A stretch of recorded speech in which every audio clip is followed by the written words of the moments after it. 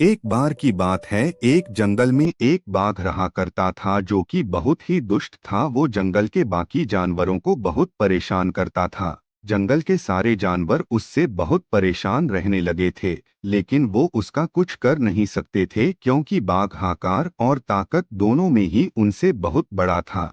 एक दिन वो बाघ कहीं जा रहा तो उसे रास्ते में एक पेड़ दिखा। उस पेड़ पर कुछ चिड़िया रहती थी तथा उनके घोंसले भी थे जिनमें उनके अंडे थे। इसके अलावा उस पेड़ पर और भी कई जीव रहते थे जैसे कीड़े, मक्खी और गिलहरी आदि। उस पेड़ को देखकर ने उनसे शरारत करने की सोची। उसने पेड़ पर सरकर जोर जोर से पेड़ की टहनियों को हिलाना शुरू कर दिया। उस पेड़ पर रहने वाले सभी जानवर बहुत डर गए और उन्होंने जोर जोर से आवाजें निकालना शुरू कर दिया, लेकिन बाघ ने उनकी आवाज न सुनी। वो टहनियों को हिलाए जा रहा था। चिड़िया अपने घोंसले और अंडों को बचाने की कोशिश कर रही थी, लेकिन वो सिर्फ अपना घोंसला बचा पाई। उसके अंडे नीचे गिरकर टूट गए। ऐसे ही बाकी चिड़ियों के अंडे भी टूट गए।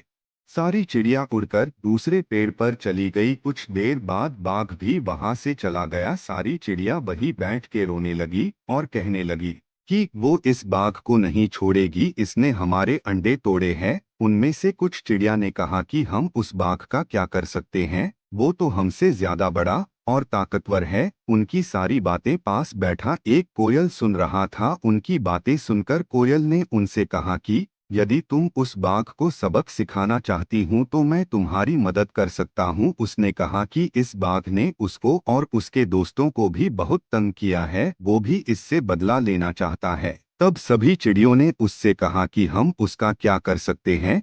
तब कोयल ने कहा कि एकता में बल होता है, हम सब साथ मिलकर उसे सबक सिखा सकते हैं। कोयल ने कहा कि मेरा एक दोस्त मेंढक भी है, हम उसकी मदद भी ले सकते हैं और हम कुछ और दोस्तों की मदद भी ले सकते हैं। उसकी बात सुनकर कुछ चिड़ियों में हौसला जाग गया। उन्होंने कहा कि हम भी इस काम में मदद करेंगे और हमारे कुछ दोस्त भी थे उस पेड़ पर जैसे गिलहरी और मक्खी, वो हमारी मदद करेंगे। फिर वो सब जोश के साथ बाघ को सबक सिखाने के काम पर लग गए। उन सब ने एक प्लान बनाया और जब बाघ सो रहा था तो मक्खी और गिलहरी को उसके पास भेज दिया जिन्होंने उसकी नींद खराब कर दी।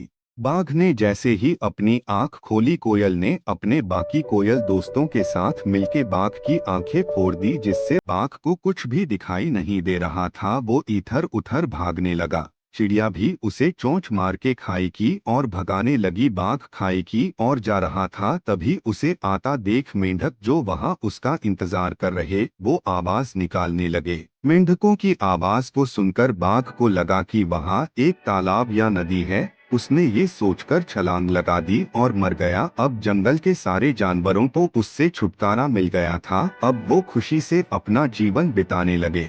सिख, इस कहानी से हमें ये सीख मिलती है कि एकता में बल होता है।